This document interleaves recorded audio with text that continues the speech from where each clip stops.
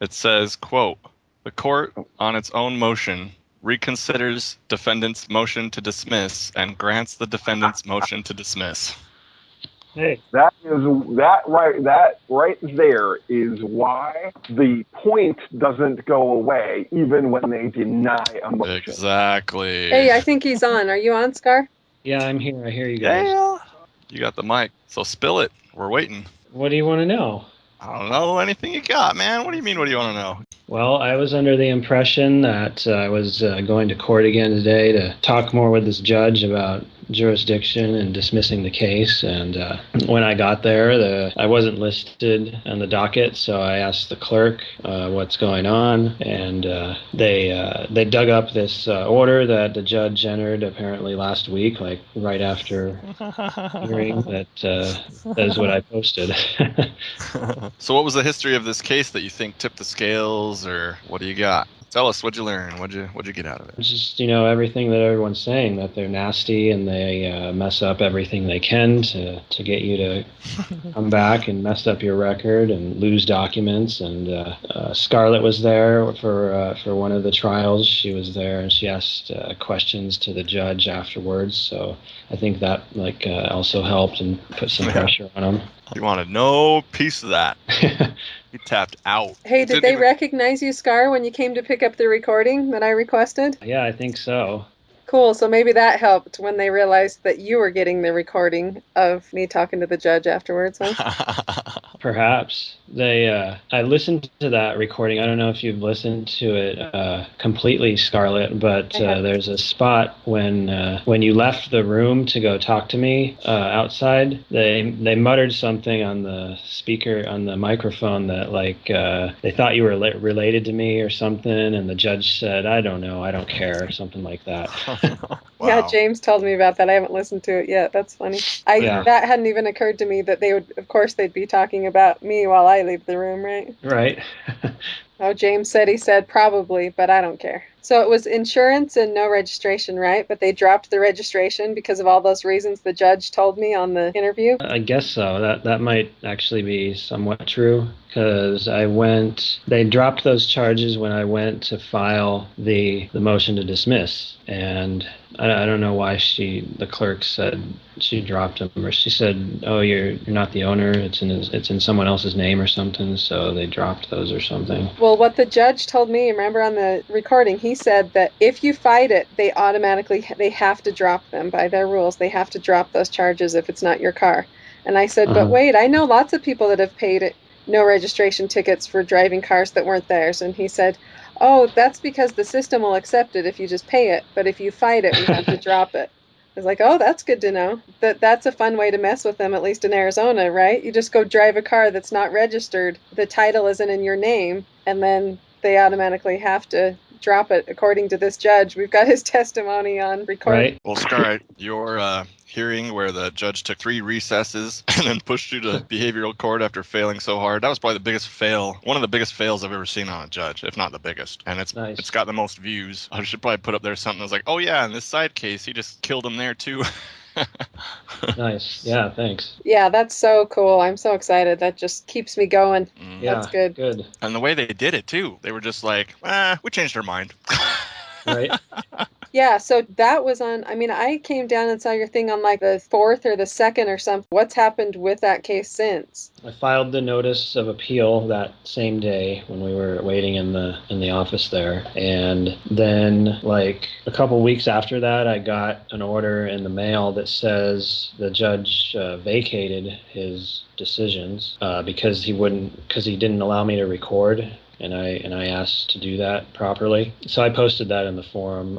There's a Rule 122 for that. So he dismissed it on that technicality because he didn't let me record the trial. And then, so he set a review hearing, and that's what I went to last week. That was Thursday. The same judge, that Riojas? Yeah, same judge. And so he tried to, I guess, work out a deal with me. Last week he was saying, he was saying, you're probably going to win on an appeal or something, so I'll just give you a new trial now if you want. And I didn't really want that. I said, I wanted it dismissed. And he said, no, I'm not going to do that. And I said, why not? And he said, usually they only dismiss things if there's factually an issue with the case. I How tried to about attack failure that. to state a case? Right, exactly. So I tried to argue with him a little about that, which, he gave me a week. He said, okay, well, think about what I'm offering or whatever. And so I was prepared to talk more about the facts and the jurisdiction and the absence of a case today. And then I found out that he apparently entered an order, it must have been right after I left the courtroom, that he dismissed it. Yeah, I thought about it. Yeah. So he didn't want your case to go to appeal then? No. He didn't want somebody looking at what he had said and done and how he handled that? Someone already is, because after the first trial that you weren't there at, I filed a complaint with the Judicial Ethics Board, a state, whatever, agency, so that's like above the city court. So I filed that that was back in February. So someone was talking to him. Okay, so that's good to know too. So that could be another important piece. You get too many people looking at him and they want out, huh? Yeah. He was just so proud of himself. He had just conquered the world and saved us all from people like Scar. What could it possibly matter what he said?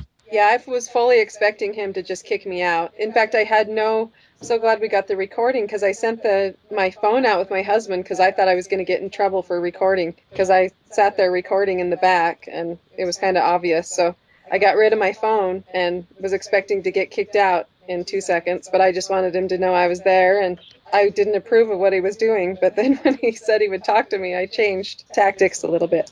It's so weird, the variety of things we see. 1 week we see a guy who's just like, if you don't right now say A or B, I'm going to throw you in jail for a month. Yeah. And then, we turn around and somebody's like, you know what, on my own motion, fuck it, go home. That's exactly on like a similar ticket, and it's like, so random. Well, the one big thing is he gave Scar a time limit, right? He's like, you've got 2 more minutes. I've got another case. And he's like, you're giving me a time limit to defend myself? Yes, I am, in his star chamber.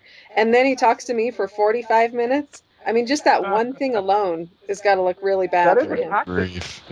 We haven't talked about that tactic of theirs in a while. The time limiting thing. No, what do you say? What's your response to that? My point of clarification: if justice takes longer than 2 minutes, I don't have any. Is that what you mean?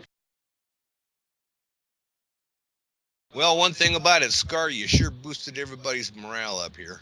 Good. I'm glad to hear. I'm doing this for all the other people out there too. So I'm glad that I could have some success. And Mark must be ecstatic. Yeah. Yeah, and I love that yours was so, you totally chose into this. You don't accidentally put another plate on and drive down the street. I mean, you completely chose this. Exactly. And you never got into the merits, so they can't say it's because you mentioned that you did have insurance and you did have a plate, right? Right.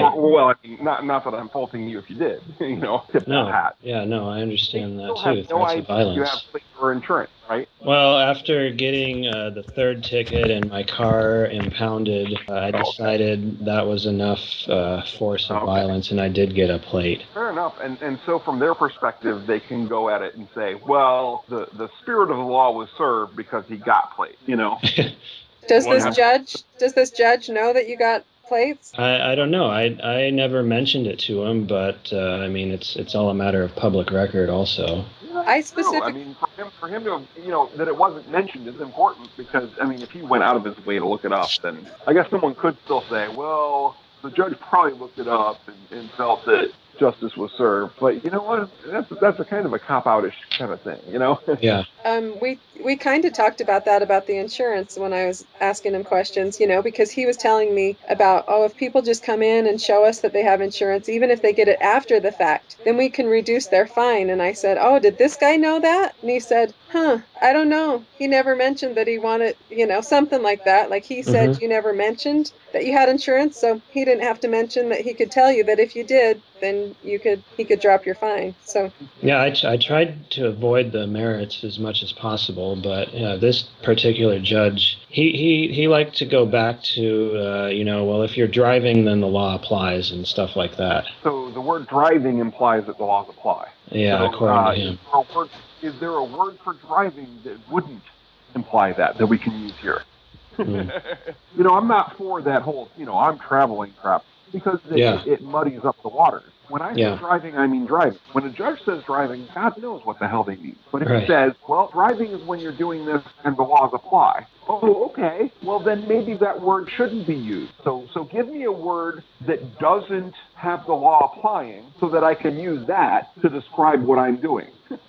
You know, he just redefined the word, and it's like, okay, so you're taking the word driving away from me, but now I'm left without a word that makes sense. You're making me use words in stupid ways. And then I would say, well, when I use the word driving, I specifically mean going around, and it may be in a condition where the laws apply to me, and it may not be in a condition where laws apply to me. If you mean driving when you're driving, fine. You can use your stupid definition for yourself. Sorry. Another rant. No, that's good. I tried to ask him about that, and he says, well, it means you're operating. And I asked him, well, what do you mean operating? And he said driving. Yeah. So he just went in a circular argument. God. Like, I'm sorry, are you only willing to interchange, driving and operating are synonyms, but what do they mean?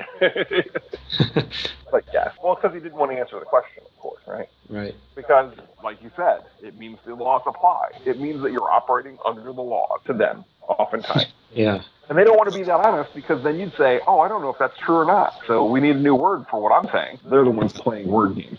I wonder if it would be of any use to ask them, what is that defined in your code someplace? Well, no, you got to remember, it's the accusation. You're accused of driving without a license or whatever. Okay, please clarify what you mean by driving. Well, that means behind the wheel of a car, where the laws apply, yada, yada, yada. Oh, okay. The point about where the laws apply, do you have proof of that, or are you just presuming it? Boom. Guess where we're at? We're at our normal question. They keep trying to sneak that assertion in so many different ways and get you to say it. Because if they get you to say, well, I was just driving, blah, blah, blah, oh, you just confessed to one of the elements. Well, I hate these legally packed words. Yeah. Driving, operating, vehicle, license, or residence. Mm-hmm. They're the worst things ever, because people don't know what the hell they mean, and they still want to use them every damn where. Yeah, when What's the difference between an automobile and a vehicle? Mm-hmm. And why do we keep using their word? Mm-hmm.